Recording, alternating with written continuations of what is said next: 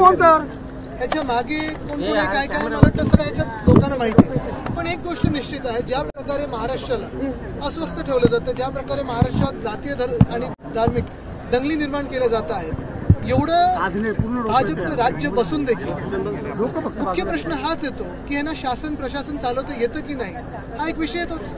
कारण अनेक वर्ष ज्या ज्या शहरांमध्ये दंगली घडल्या नव्हत्या त्या शहरांमध्ये दंगली घडायला लागलेल्या आहेत, ज्या शहरांमध्ये गुन्हेगारी नव्हती तिथे गुन्हेगारी वाढायला लागलेली आहे। मुंबईसारख्या शहरामध्ये जिथे माझ्या आजोबांनी गँगवर पूर्ण संपून टाकलेलं, वंदनीय हिंदू सम्राट बाळासाहेब ठाकरेंनी गँगवर संपून टाकलेलं, तिथे 3-3 शूटआउट व्हायला लागले 6 महिन्यांमध्ये। मला वाटतं हे सरकारचं अपयश, याच्याशिवाय दुसरं काहीच नाही। आणि भाजपची नेहमीच एक भूमिका राहिलेली आहे की ज्या राज्यांमध्ये शासन करतानाही लोकांना योजना नवीन देता येत नाही तिथे दंगली निर्माण करा, तिथे जातीयवाद असेल धार्मिकवाद असेल निर्माण करा, म्हणजे लोक त्याच्यात व्यस्त राहतात आणि प्रश्न विचारत नाहीत।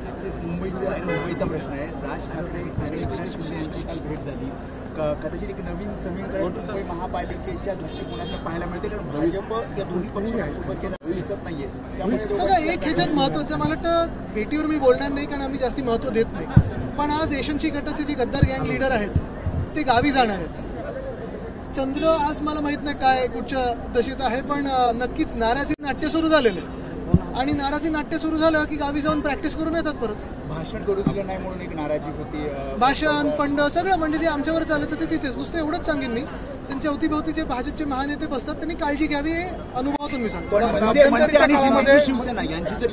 आम्ही दिलसे लढतो आणि एशियनची गटाची कोणाची युती झाली तरी एशियनची गटाने जसं महाराष्ट्र लुटलेलं आहे ते लोकांना मराठी मतं एकत्र होतील तर। बघा, मराठी मतं म्हणजे ज्या भाजपाने महाराष्ट्रातून गुजरातला सगळे उद्योग नेले, बिनशर्त पाठिंबा दिला की स्वाभिमानी मराठी जनता असेल किंवा स्थानिक जे कुठची भाषा बोलणारी जनता असेल, अनेक वर्ष जे महाराष्ट्रात राहतात, मराठी मुंबईत राहतात, ते कोणी भाजप किंवा त्यांच्या कुठच्याही A team B team C टीमला मतदान करणार नाही। मध्यंतरीच्या काळामध्ये एकनाथ शिंदे यांच्या पक्षामध्ये जाण्यासाठी अनेकांचा कल वाढलेला होता, मात्र एकूणच जर बघितलं तर आता कल वाढली त्यांची।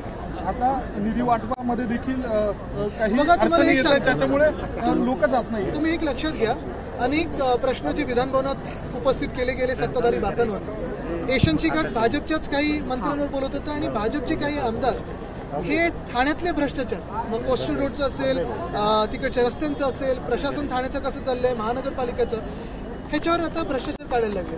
आणि मुख्य गोष्ट हीच आहे की अंतर्गत जो वाद आहे तो आता चव्हाट्यावर यायला लागले। आपण पाहतोय रस्त्यावर तो वाद यायला लागला। मध्ये राऊत साहेब जे बोललेत कॅबिनेटमधलं ते सत्य आहे आणि बाचाबाची जी आहे ती व्हायला लागलेली ती लोकांसमोर येते। मुळात एशियनची गट तिथे गेलं का होतं, कारण डाग त्यांच्यावर बसले होते आणि सगळे जेलमधून वाचायला, एक तर भाजपमध्ये नाही तर जेलमध्ये, हीच योजना भाजपची होती, ती भाजपमध्ये गेली होती। त्यांचं नशीब एवढंच की चोरलेलं धनुष्यबाण त्यांच्या हाती मिळालं।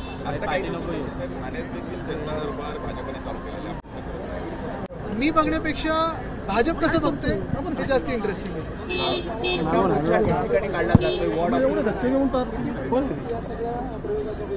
बघा, हे प्रयोग हे परिणामासाठी आम्ही करत नाही, पण आज चांगली गोष्ट ही आहे की प्रत्येक पक्षाला हिंदू सम्राटाशिवाय पर्याय नाही। सगळे पक्ष माझ्या आजोबांचे फोटो लावतात, पण काही चोर फोटो लावतात आणि स्वतःच्या वडिलांचा फोटो लावायला त्यांना लाज वाटते म्हणून आमचं नाव घेतं। स्वतःच्या वडिलांचं नाव घ्यायला लाज वाटत नसते तर एशियनशी वगैरे स्वतःच्या वडिलांचं नाव लावत असते, पण दुसऱ्यांचे वडील चोरायचे। मला वाटतं ते कुणाल कामरांनी पण मस्त दाखवलेलं त्याच्यात। काढले जातात वॉर्ड ऑफिसच्या बाहेर, अनेक जणांना पोलीस ताब्यात घेतात, काल शिवसेना भवन नक्कीच। पण आम्ही मोर्चा कशासाठी काढत होतो?